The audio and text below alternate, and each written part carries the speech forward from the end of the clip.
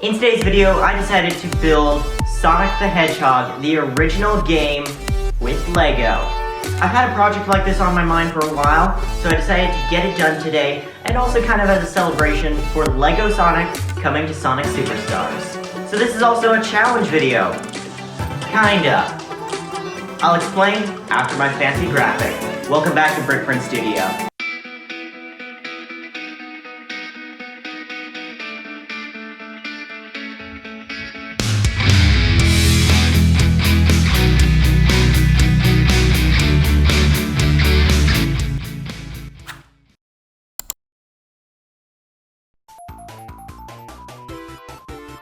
So to start off with, we are going to be building Green Zone. And here's the first part of the challenge. Every module of this build is limited to a 8x8 base plate. On top of that, we're also building a black strip around the bottom to make it look more model-like. Now looking at the original level, obviously there's just way too much to fit into an 8x8 space. We've got spikes, swinging platforms, a ton of different enemies, palm trees, so I didn't include that, star posts, loop-de-loops, there's a lot. So it's impossible to fit all of that to minifigure scale in an 8x8 space.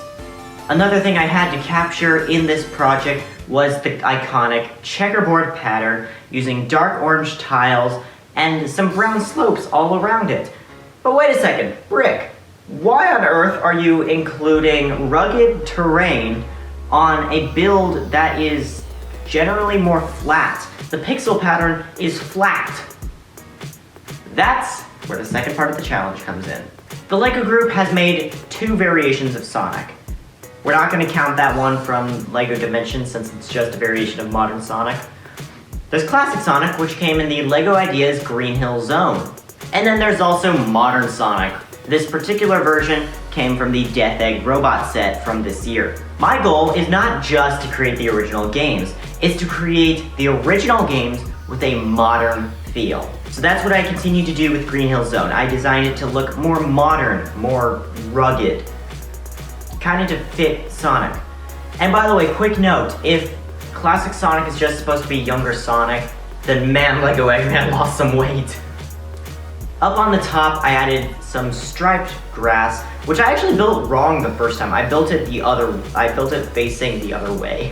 Then towards the back, I decided to add one of those spinning signs that you find at the end of each level. This one has an Eggman design on it, implying that Sonic has not yet spun in it yet. Then, speaking of the Lego Ideas set, I stole the palm tree and the Motobug from it. And then, last but not least, I put Sonic just standing on the model. Green Zone is meant to be Sonic's home on South Island, I believe, and it's where basically all of his adventures started.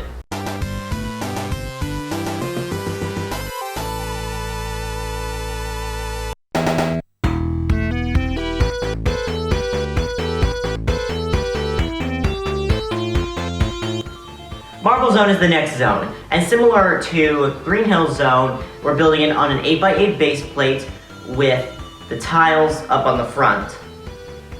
That way it will connect very easily to the other modules. By the way, quick note, instructions for this are available. There is a free download link in the description. While you're down by the description, you might as well subscribe because that button's there too. Marble Zone was tough, but not for the reasons you would expect. In the main game, if you look at the brick patterns, there is no pattern. Wait, that sentence doesn't work. But anyway, you get my point. So, another problem was the color is kind of like a dark lavender, which I've got in very, very, very little supply.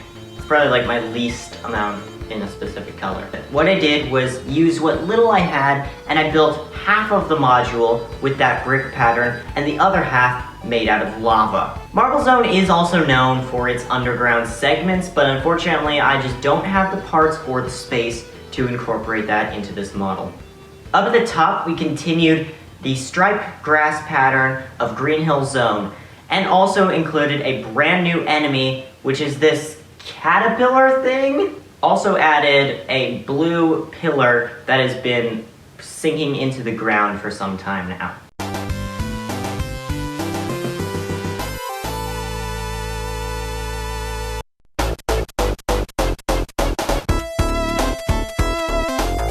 Now that we've completed Marble Zone, let's move on to Springyard Zone. Springyard has a very interesting color palette. It's got kind of like brown and dark tan all mixed in there, plus a lot of green, which I did not realize until I started recording. It's also got a lot of curved edges, so I wanted to incorporate that, and obviously, the spring pads. What's Springyard Zone without the spring pads? So it was just a normal base plate construction, but then about 3 bricks up, I had to start working on the curve shape. What I did was a very simple technique of getting hinges and just building the curve off of it. At the very bottom, we've got 3 yellow spring pads, as well as a transparent pole holding up a bouncy ball. And once again, up near the top, we included a badnik, this time it is a crab meat, and a little pillar in the back.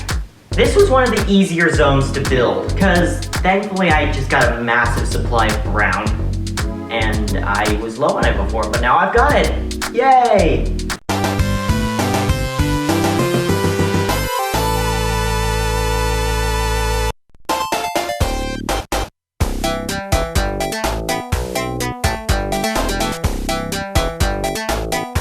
Labyrinth Zone is the next one, and this was the easiest zone to build.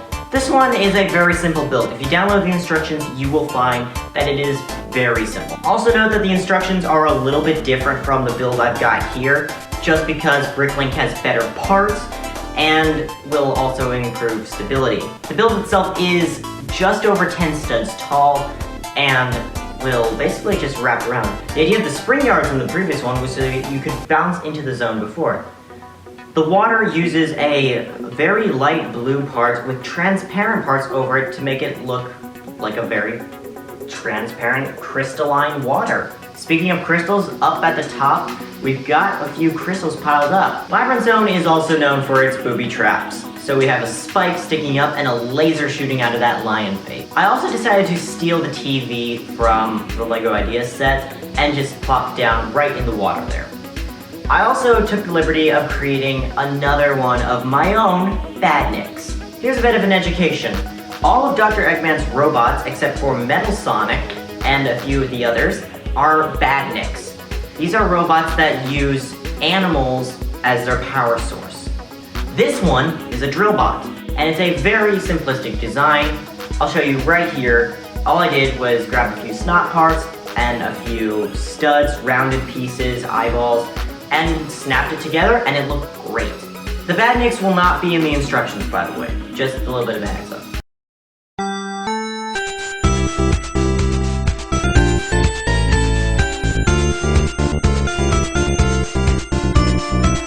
Now we come to Starlight Zone. Starlight Zone, like Green Hill Zone, is known for its loop-de-loops and very quick runways. The main color palette is a green metallic substance, dark green specific. So I also added this strange piece onto the front to make it look a little more metallic. We've also got like a grid just under the top. The runway itself is a light bluish gray. Once again, this is another very simple module. Once again, I took one of the TVs from the LEGO Sonic set and put it there, as well as build a little light post, a fan that blows your character back, a ring, and a bomb bot. These bomb bots will explode, shooting little fireballs out, and they hurt you. Don't know what else to say to that.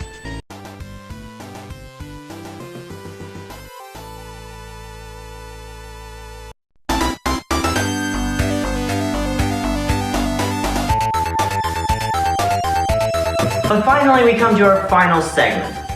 But wait a second, aren't there supposed to be 2 more segments? That's what I thought, and there is. But technically it's all in the same zone. Scrap Brain Zone and Final Zone have the exact same architecture because they're in the exact same place. They're just separated into 2 different levels. So I thought it might be nice to combine them. Right now the base plate size is going to be 8 by 16. This is also where we incorporate a play feature. I decided to make a gear mechanism so that towards the back, one of these cylinders that Eggman uses in the final boss fight can actually move up and down like they do in game. There's a lot of pipe structures and caution tape all over the place. This is probably the most dangerous zone. It's got little teddy bear bots that will throw bombs at you. It's got spinning platforms. It's got flamethrowers. It's got force fields. Whew, it's chaotic. I think I designed this one fairly well. It's got lots of metallic features, so it looks like the final zone, honestly.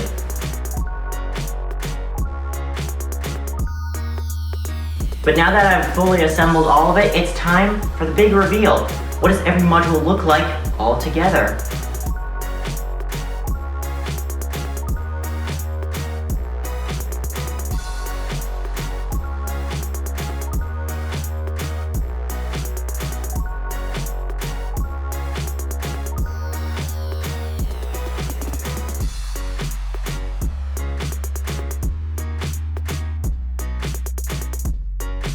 I am very proud of this build. I spent days building it. It's one of my faster projects I've built, no pun intended. But that's often, I don't understand why, but often my best builds, they are done incredibly quickly. So I'm just very happy with this one. I set out to do a project and I executed it flawlessly. Actually, I take that back. There were a few flaws with like finding all the parts, but it doesn't matter. The point is, we have the full Sonic the Hedgehog game. I do plan on making a part 2 to this video covering Sonic the Hedgehog 2, but that will be in the near future, and I've also got a few other video projects on my mind. So, thank you all for watching. My name has been Brickstoic, and I'll see you all next time on the next episode of Brick Print Studio.